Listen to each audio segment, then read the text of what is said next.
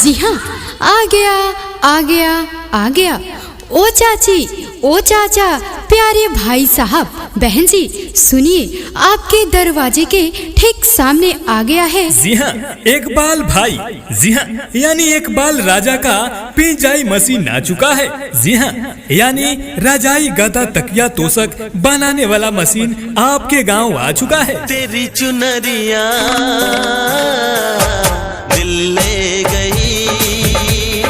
जी हाँ, तो माता जी, बहन जी, अब आपको रजाई, गद्दा, तकिया, तोशक इत्यादि बनवाने के लिए अब आपको कहीं दूर जाने की कोई आवश्यकता नहीं है। जी हाँ, क्योंकि आपके गांव गली में आ गया है पिंजाई वाला मशीन।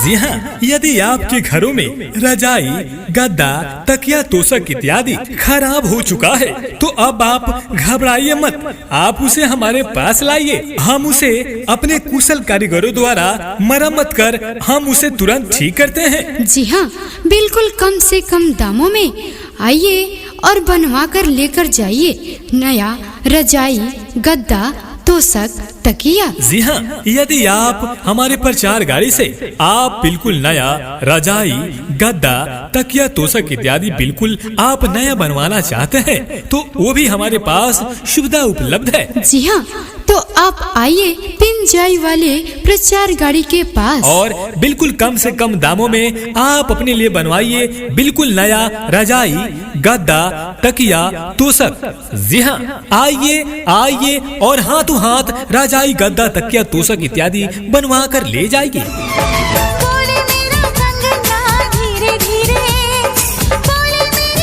जी हाँ, proprietor Akbal Raja, mobile number 92 63 43 46 75। दूसरा मोबाइल नंबर ध्यान दे 42 29 83 19 91।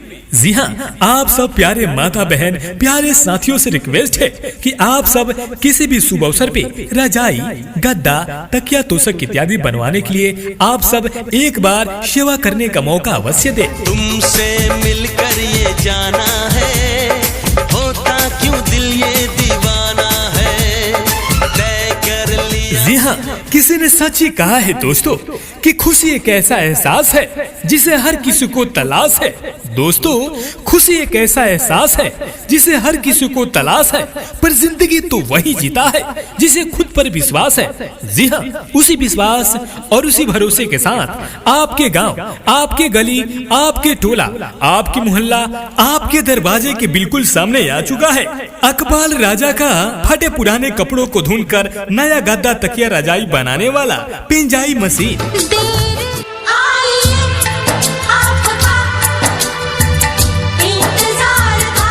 जी हाँ, आ गया आ गया आ गया।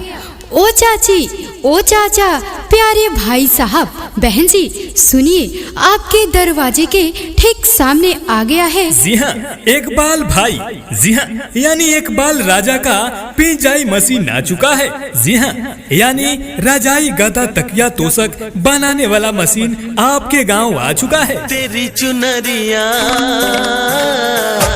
दिल ले गई।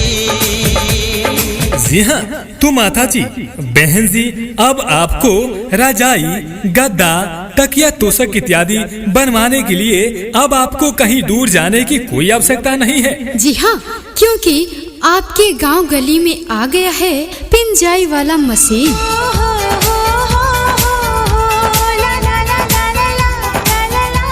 जी हाँ, यदि आपके घरों में रजाई, गद्दा, तकिया, तोशक इत्यादि खराब हो चुका है तो अब आप घबराइए मत, आप उसे हमारे पास लाइए। हम उसे अपने कुशल कारीगरों द्वारा मरम्मत कर हम उसे तुरंत ठीक करते हैं। जी हाँ, बिल्कुल कम से कम दामों में आइए और बनवा कर लेकर जाइए नया रजाई, गद्दा, तोशक, तकिया। जी हाँ, यदि आप हमारे प्रचार गाड़ी से आप बिल्कुल नया रजाई, गद्दा, तकिया, तोशक इत्यादि बिल्कुल आप नया बनवाना चाहते हैं तो वो भी हमारे पास सुविधा उपलब्ध है। जी हाँ, तो आप आइए पिंजाई वाले प्रचार गाड़ी के पास और बिल्कुल कम से कम दामों में आप अपने लिए बनवाइए बिल्कुल नया रजाई, गद्दा, तकिया, तोशक। जी हाँ, आइए आइए और हाथों हाथ रजाई, गद्दा, तकिया, तोशक इत्यादि बनवा कर ले जाइए।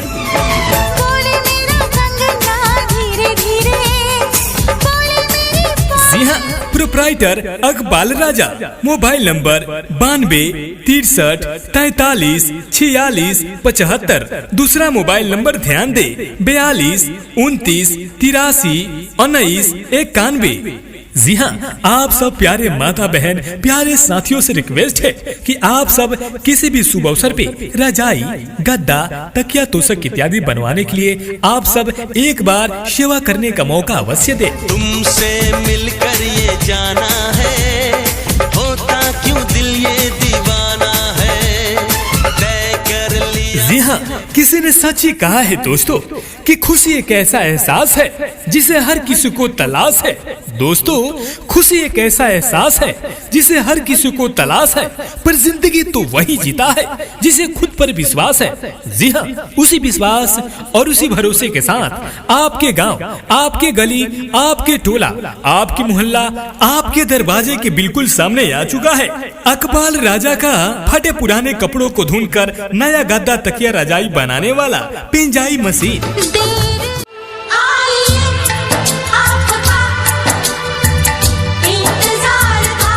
जी हाँ, आ गया आ गया आ गया। ओ चाची, ओ चाचा, प्यारे भाई साहब, बहन जी, सुनिए, आपके दरवाजे के ठीक सामने आ गया है। जी हाँ, इकबाल भाई। जी हाँ, यानी इकबाल राजा का पिंजाई मशीन आ चुका है। जी हाँ, यानी रजाई, गद्दा, तकिया, तोशक बनाने वाला मशीन आपके गांव आ चुका है। तेरी चुनरिया दिल ले गई।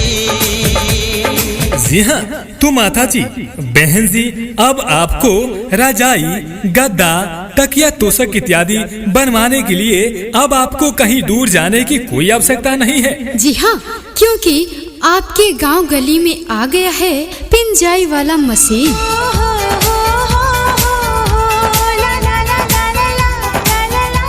जी हाँ, यदि आपके घरों में रजाई, गद्दा, तकिया, तोशक इत्यादि खराब हो चुका है तो अब आप घबराइए मत, आप उसे हमारे पास लाइए। हम उसे अपने कुशल कारीगरों द्वारा मरम्मत कर हम उसे तुरंत ठीक करते हैं। जी हाँ, बिल्कुल कम से कम दामों में आइए और बनवा कर लेकर जाइए नया रजाई, गद्दा, तोशक, तकिया। जी हाँ, यदि आप हमारे प्रचार गाड़ी से आप बिल्कुल नया रजाई, गद्दा, तकिया, तोशक इत्यादि बिल्कुल आप नया बनवाना चाहते हैं तो वो भी हमारे पास सुविधा उपलब्ध है। जी हाँ, तो आप आइए पिंजाई वाले प्रचार गाड़ी के पास और बिल्कुल कम से कम दामों में आप अपने लिए बनवाइए बिल्कुल नया रजाई, गद्दा, तकिया, तोशक। जी हाँ, आइए आइए और हाथों हाथ रजाई, गद्दा, तकिया, तोशक इत्यादि बनवा कर ले जाइए।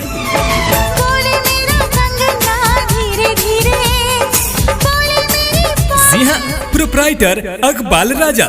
Mobile number 92 63 43 46 75। दूसरा मोबाइल नंबर ध्यान दे 42 29 83 19 91। जी हाँ, आप सब प्यारे माता बहन, प्यारे साथियों से रिक्वेस्ट है कि आप सब किसी भी शुभ अवसर पे रजाई, गद्दा, तकिया, तोशक इत्यादि बनवाने के लिए आप सब एक बार सेवा करने का मौका अवश्य दें। तुमसे मिलकर ये जाना है, होता क्यों दिल ये दीवाना है, तय कर लिया। जी हाँ, किसी ने सच ही कहा है दोस्तों कि खुशी एक ऐसा एहसास है जिसे हर किसी को तलाश है। दोस्तों, खुशी एक ऐसा एहसास है जिसे हर किसी को तलाश है, पर जिंदगी तो वही जीता है जिसे खुद पर विश्वास है। जी हाँ, उसी विश्वास और उसी भरोसे के साथ आपके गांव, आपके गली, आपके टोला, आपके मोहल्ला, आपके दरवाजे के बिल्कुल सामने आ चुका है अकबाल राजा का फटे पुराने कपड़ों को धुनकर नया गद्दा, तकिया, रजाई बनाने वाला पिंजाई मशीन।